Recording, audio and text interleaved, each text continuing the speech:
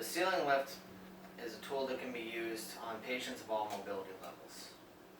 When you have a room that has a ceiling lift in it, it is going to have a track system above that will support the actual lift itself.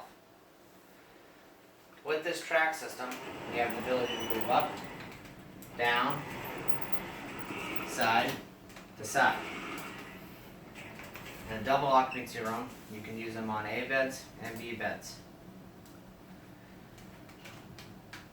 Now, when you actually go to use the lift, you want to let the cord for the remote hang down like this. People often try to do it like this because this is how the bed remotes work. However, if I think I'm hitting the up arrow, it's actually down. So, with the cord hanging down, whatever arrow points up with the cord is up, whatever opposite is down. The next thing I want to point out is the strap comes down to the hanger bar, and the company that we currently use is Gouldman. Gouldman will make a detachable hanger bar.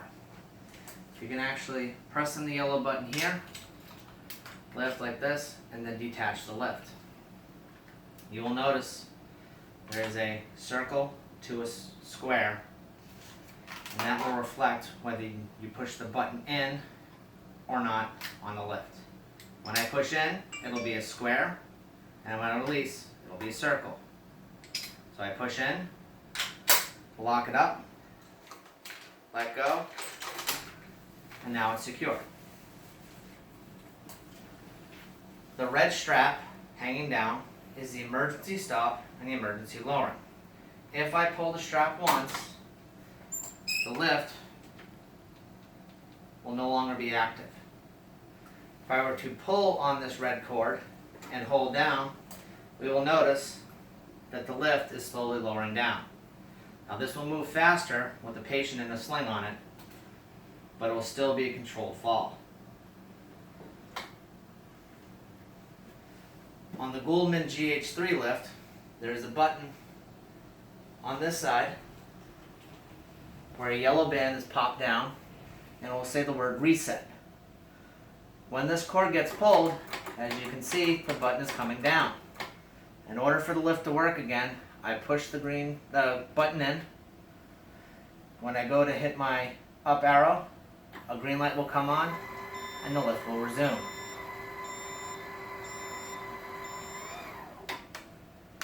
The second generation lift, which we have fewer and fewer of as they're getting replaced, will not have a separate button, but a yellow tab on this cord.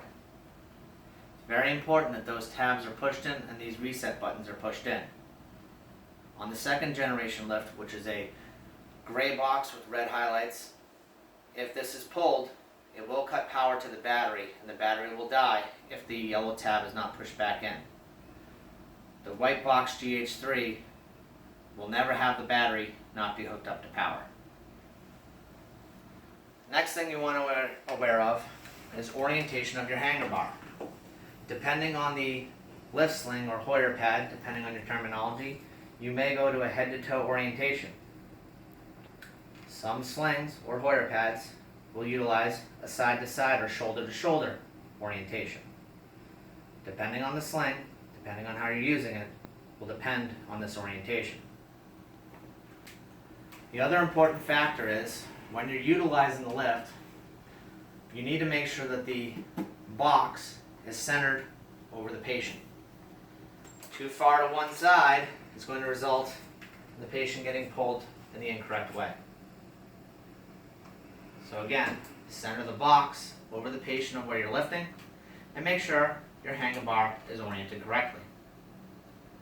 Now, another issue you may run into, depending on the site, depending on your unit, is if the ceiling height is much lower, this whole system will be much lower. I may have to lower my bed down depending on what sling and how I'm using it. Pull height is a factor when you're using a lift. If you put slings on too loose, you're going to lose pull height. You can rectify that by having the bed being lowered. Final thing to note is that these lifts will have a weight limit. Now, underneath the handlebar here, you will see this particular bar has a 770 pound weight limit. This needs its own weight limit because it is detachable and DPH regulates that. If you look on the side of the box, this one will actually say 550 pounds. The weight limit listed on the box is what the limit of the lift is. We will have 550 pound lifts, we will have 770 pound lifts. The bars that we get from the manufacturer will actually be more than what the lift is.